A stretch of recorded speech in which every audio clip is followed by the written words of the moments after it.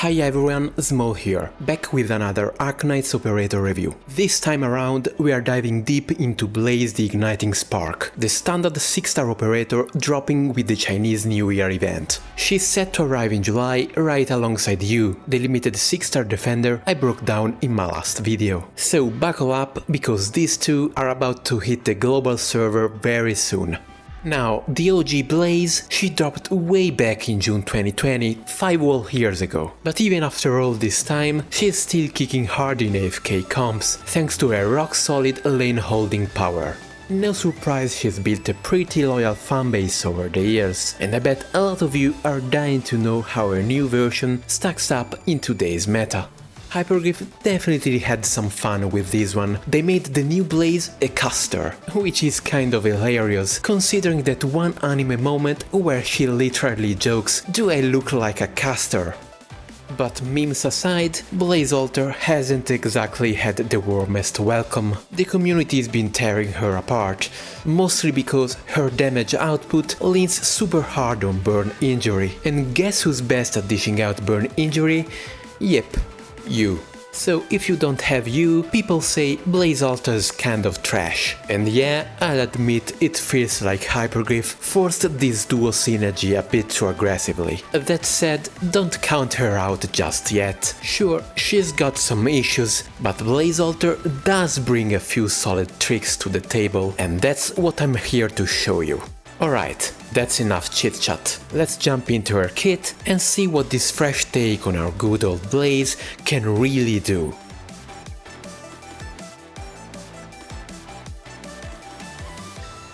Alright, let's kick things off with Blaze Alter's archetype. As some of you probably already know, Blaze is now a primal caster, the same archetype as Nymph.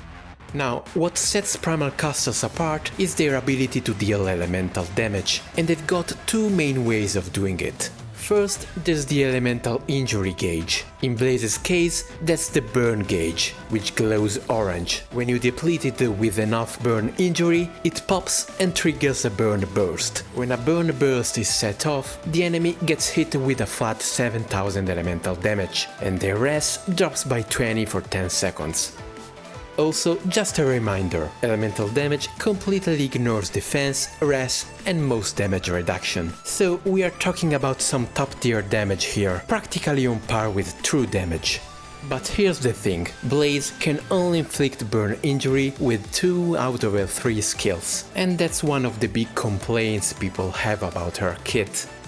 That said, this isn't exactly new. Nymph has the same issue with Necrosis type elemental damage, so Blaze isn't alone in that boat.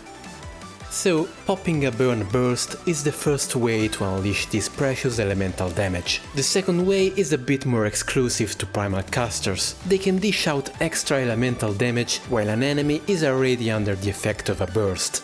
We'll get into the details of how that works with their talents and skills in just a bit. For now, just remember, if you want your primal casters to really shine, you need other operators on your team who can quickly chew through that elemental gauge. Primal casters themselves aren't great at this, because their elemental injury is tied to their arts damage, which gets reduced by enemy res. So against tanky enemies, they kinda struggle. That's where ritualists and primal defenders come in. Their elemental injury ignores res, making them perfect partners for primal casters. So primal casters are at their best when they're paired up with ritualists and primal defenders. Though that's not to say they're completely dead in the water without them. Nymph's perma stole with their skill 2 is living proof of that. Anyway, that's enough about the archetype. Let's dive into Blaze's actual kit and see what she's working with. Let's start digging into Blaze's talents. Her first talent ties directly into the elemental damage system we just went over. Here's how it works. Anytime an enemy enters a burn burst, Blaze slaps them with a chunky hit of elemental damage. And get this, it doesn't matter who triggered the burst. Blaze doesn't have to be the one doing the work. As long as someone, anyone on your squad, causes a burn burst anywhere on the map, Blaze adds her own payload of pain. Even better, the damage from this talent scales with their attack. So if she's running with her skills active, or if she's getting other attack buffs, that extra elemental damage gets cranked way up. Now let me show you just how much of a difference this makes. On the left, we'll trigger burn bursts without Blaze on the field. On the right, we'll have her chilling in a corner with her third skill active to boost her attack. Watch closely. Lapland triggers the burn burst, and boom, on the right, enemies get obliterated in one shot, thanks to the combo of the burst damage and Blaze's talent. On the left, without Blaze's support, those same enemies take way longer to go down. It's night and day. It's a great counter for high res, low HP enemies, they just melt away. There's more. Because Blaze's talent works across the entire map, she can act as a pseudo-global / AoE support, even if she's technically a single target caster. And it gets better. This talent still works even when Blaze is incapacitated, as we'll see in a bit. She could literally be lying on the floor and still be dishing out global damage. Absolute menace. One last perk. Every time an enemy enters a burn burst, Blaze also heals herself for 12% of her max HP. That's huge for two reasons. First, some of her own skills drain her HP, so this passive healing helps her stay alive longer without needing a medic babysitter. The second reason actually ties into her second talent, which is up next, so let's jump right into it.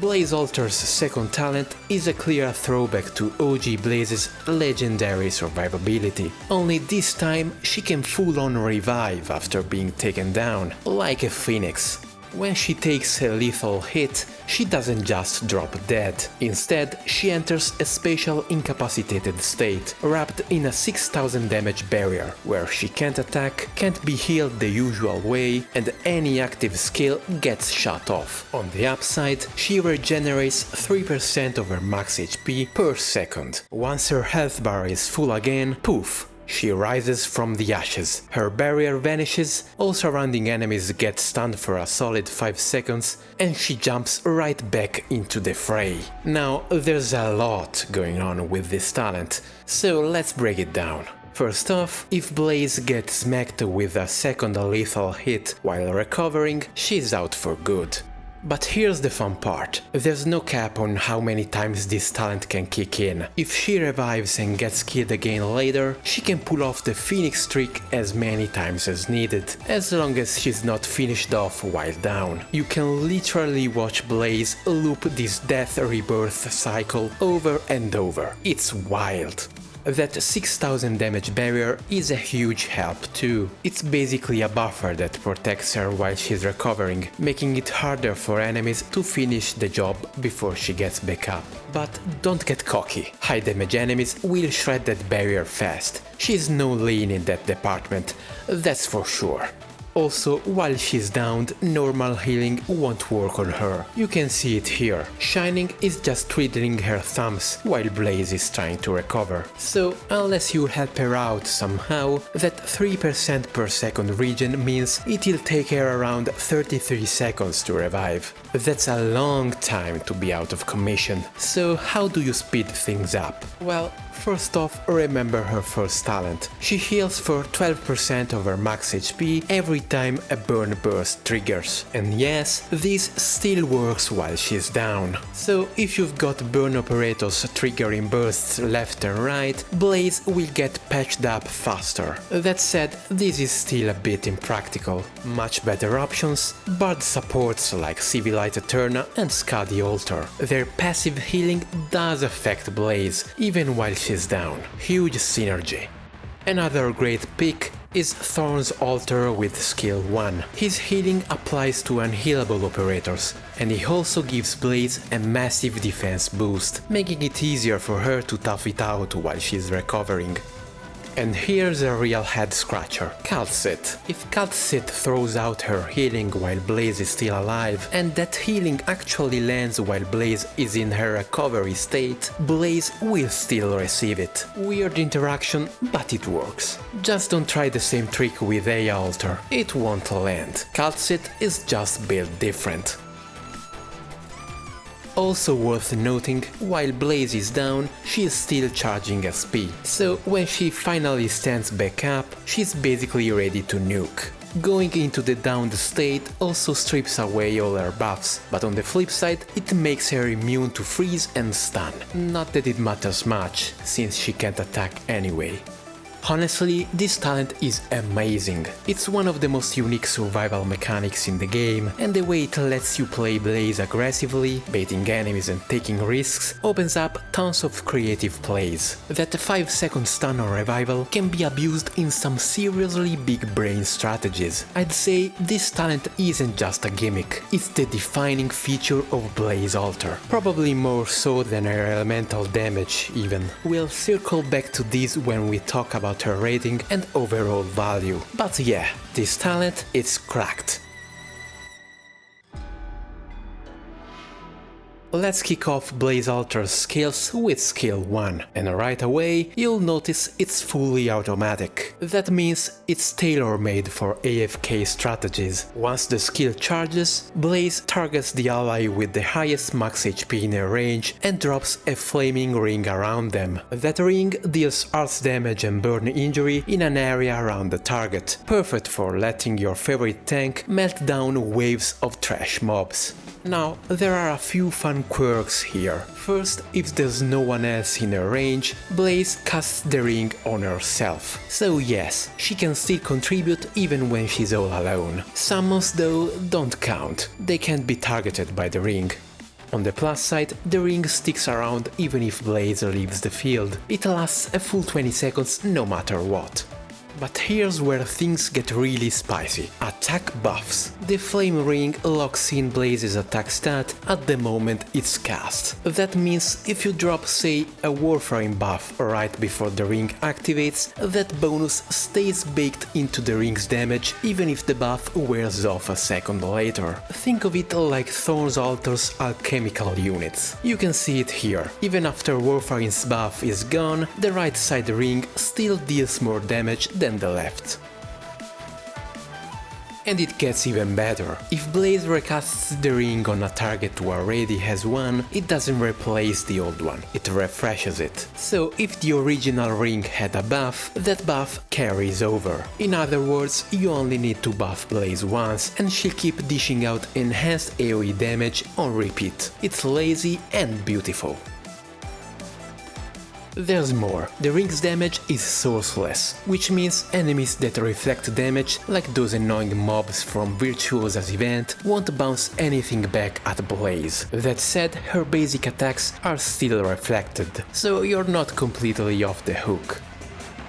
Now let's talk uptime. At level 7, the skill lasts 20 seconds and has a 19-second cooldown, so in theory you could run this skill permanently. In practice, however, there's a tiny casting delay between cycles, so the ring disappears for a brief moment. It's usually not a big deal, unless you're going for that snapshot buff trick I mentioned earlier. In that case, either level the skill up further or bring some SP support to smooth things out.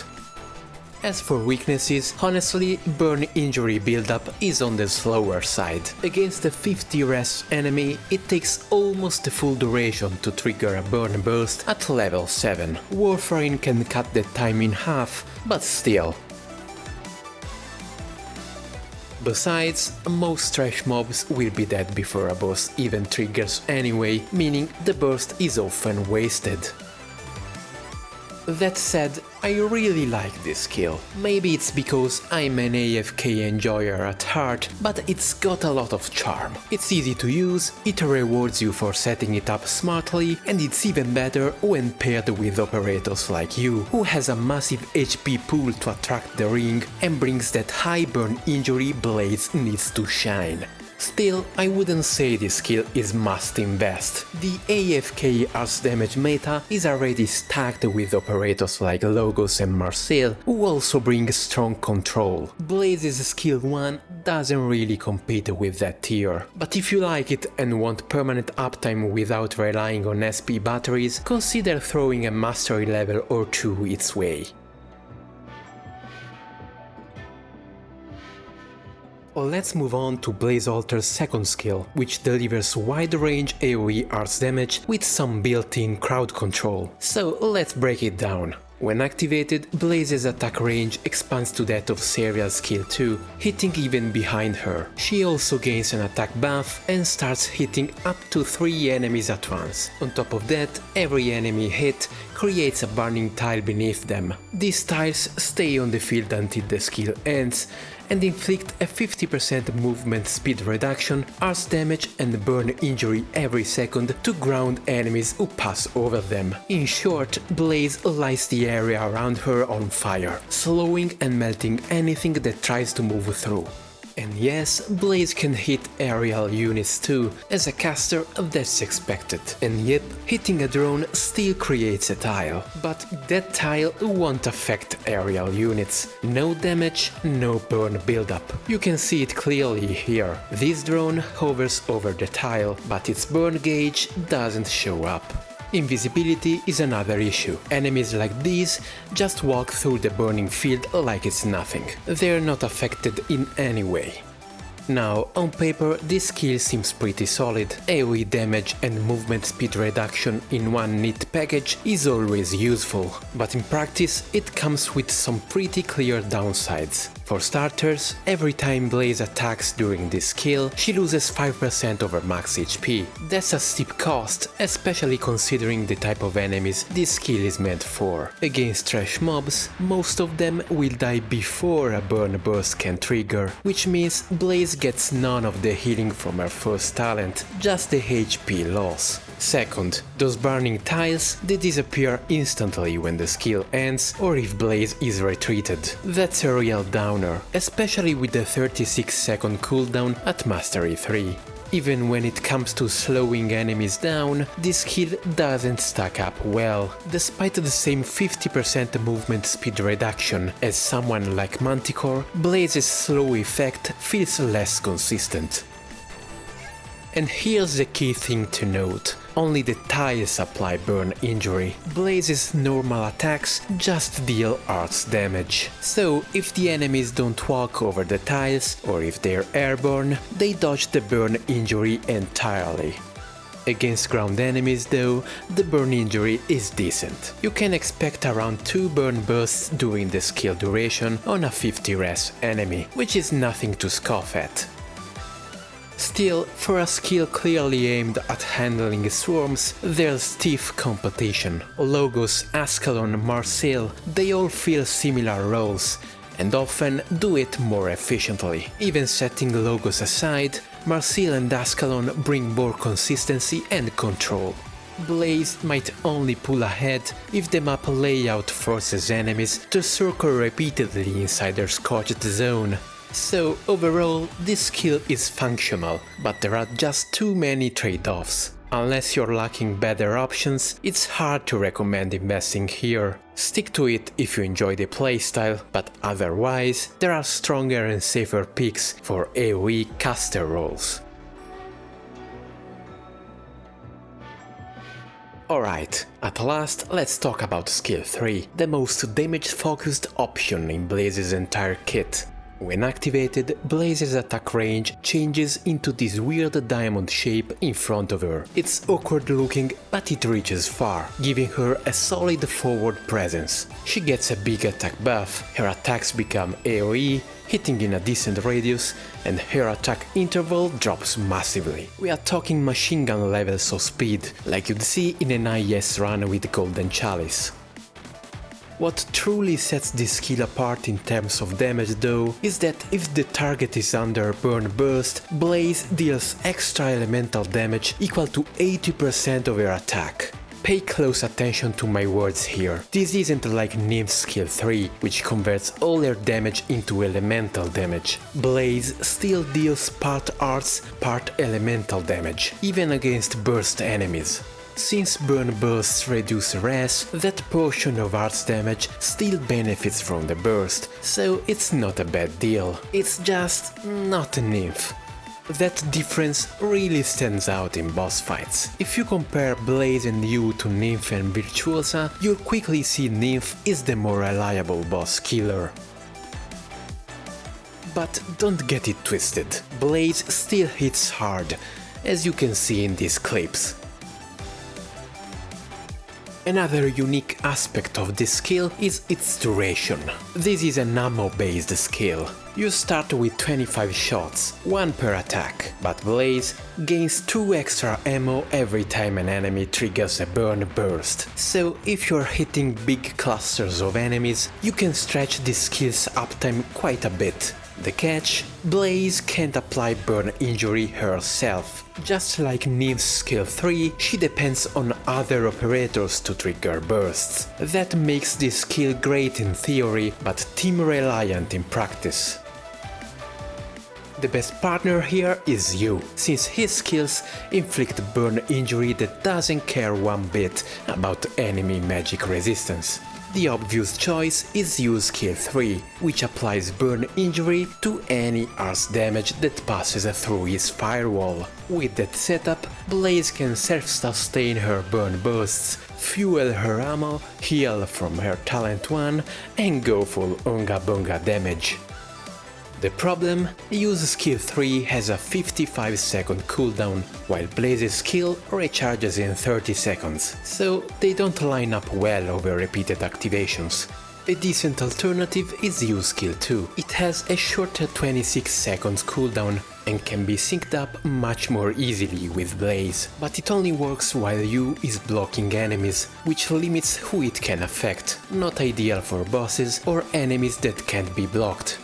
Now, if you're out of luck and don't have Yu, you'll have to scramble for other, less than ideal alternatives. Bopping is a 5-star burn ritualist, so his burn injury also ignores res. However, his conservative numbers and short range will definitely leave you kicking yourself for not having Yu. Another possibility might be Viviana with her Delta module. Her burn injury is affected by res, but Viviana is generally strong enough to make her a reliable enabler for Blaze when res isn't super high. That said, Viviana is mostly single target, which clashes with Blaze's AoE nature. An Ifrit with her Delta module? Don't even bother. Her burn injury is too low to matter here.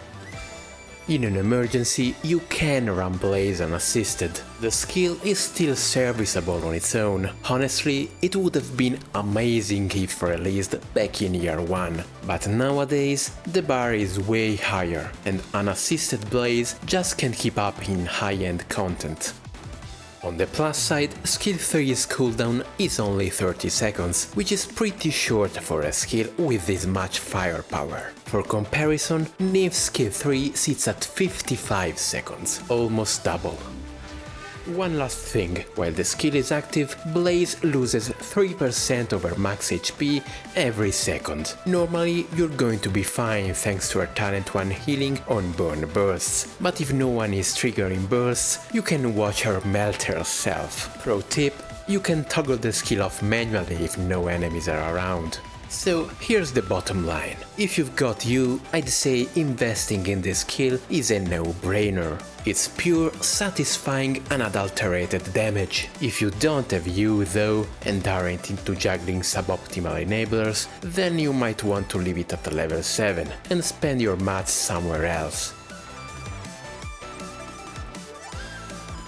Alright, it's time to bring this review to a close. We have taken a deep dive into every nook and cranny of Blaze's kit, shining a light on her role as an AoE focused damage dealer who can also pull double duty as a global damage support, all thanks to her first talent. Skill 1 gives us a sweet AFK option, while Skill 2 lets her make short work of enemy waves with a potent mix of damage and crowd control. And finally, Skill 3 brings that massive firepower we have come to expect from primal casters. But to unlock that explosive damage, you're gonna need other operators, namely you. Now, yes, skills 1 and 2 can benefit from other support operators like Suzerain, who can amplify Blaze's arts damage and thus airborne injury indirectly. But for skill 3, you feels mandatory. It's not just synergy, it's a requirement. And that's rough considering you is a limited unit. Thankfully, it looks like Hyperglyph is shifting course. The 6th anniversary has seen a resurgence of faction-based buffs, which are absolutely fantastic, while not making an operator feel completely useless without them. More importantly, we finally got a strong ritualist, Phantom Altar, as a non-limited unit. As some would say, it seems the devs listened. Now there's a light at the end of the tunnel for a future Burn Ritualist also being a standard operator. If we were to get a long-range AoE Burn Ritualist, much like Virtuosa, Blaze would skyrocket. Even better, imagine if primal casters eventually get a module that lets them inflict elemental injury passively through arts damage. That one change alone would unlock Blaze's potential without needing outside help. But for now, she's still held back, not because her numbers are bad, but because her ceiling can't be reached without very specific teammates. That raises the question, how do we even rate such an operator? With Nymph, you could always fall back on her skill 2's perma-crowd control, even without Virtuosa. But does Blaze have anything like that? Anything that makes her worth using even if you don't have you? At first glance, maybe not. But what if I told you that Blaze Altar absolutely dominated in max risk CCB3 without you? Let's try to wrap our heads around why.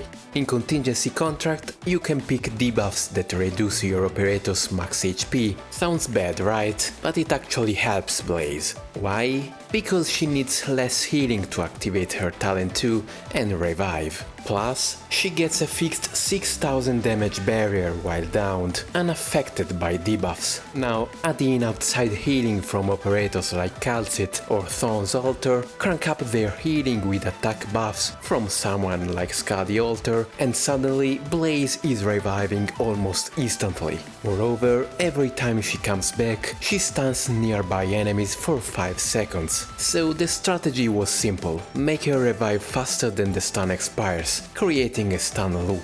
The result? Nothing short of jaw-dropping. An immortal perma-AoE stun machine in some of the most brutal content the game has to offer. Max risk Contingency Contract. So much for a garbage operator. This trick is not easy. It takes tight planning and a lot of trial and error, but it's been done, and the footage from the Chinese server proves it. So, should you pull? If you're a new player, probably not. There are better, easier options. Blaze is also a standard operator, so you'll have future chances anyway. But if you got her while pulling for you, congrats! You've got a solid caster for daily content and even some bosses. She'll absolutely carry you. If you're a casual player looking to farm fast and chill, still not worth it. Upcoming banners have more flexible, high-impact units like Monster, X-Walter and Phantom Altar. Blaze is too team-dependent and clunky for that role. But if you're the kind of player who lives for challenge runs, who loves to push high-end content and break the game in weird ways, then Blaze Altar might just be your girl. Her ceiling is wild. Contingency Contract tier wild, and that alone makes her worth a shot for hardcore players. Just know going in, this is no plug and play unit, and her feats aren't as easily exploitable as Nymph's skill 2. You'll have to work for those highlights. Alright, that's all from me. Thanks for watching, and as always, catch you in the next one.